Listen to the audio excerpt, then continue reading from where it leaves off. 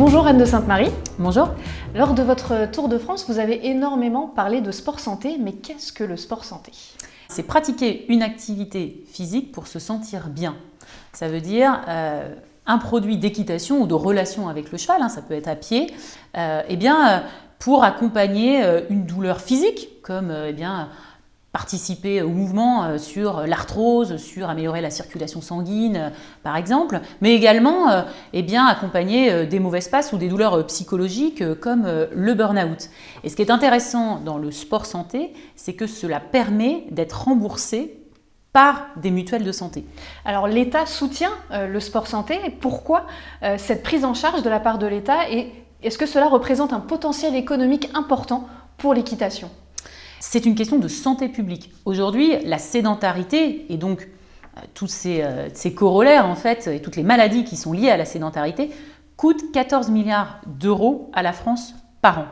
Donc aujourd'hui, en disant à l'État rembourser l'équitation à travers les mutuelles de santé, en fait tout le monde y gagne. C'est-à-dire que c'est un objectif de santé publique, on améliore la santé de nos concitoyens et d'autre part, c'est une économie qui est générée dans nos établissements équestres. C'est ce qu'on appelle le sport sur ordonnance.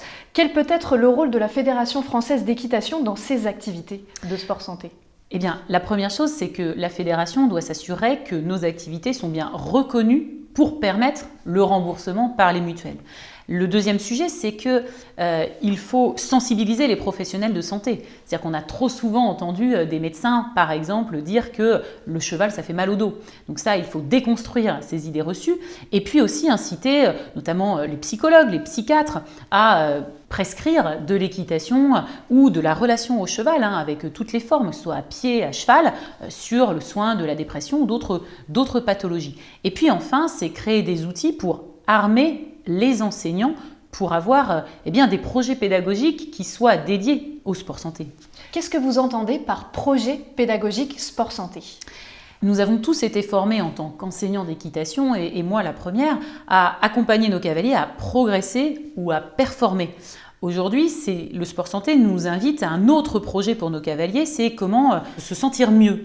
Et il faut imaginer des situations. Les situations peuvent être à pied, peuvent être en liberté, peuvent être à cheval, adaptées à chacun des cas, que ce soit des gens jeunes, des adolescents, des personnes adultes, des jeunes seniors.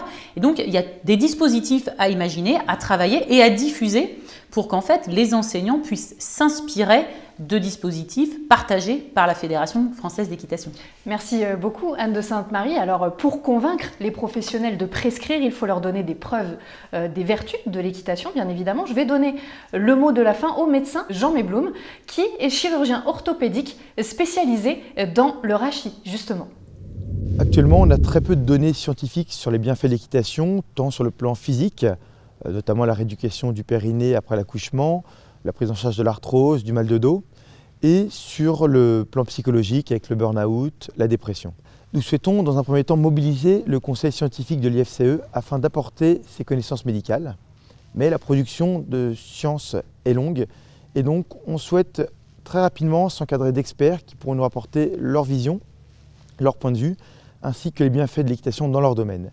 Ainsi, on pourra rassurer les professionnels de santé et leur permettre de prescrire au terme du sport santé et l'équitation, à cheval comme à pied, et permettre à nos licenciés de se faire rembourser cette pratique.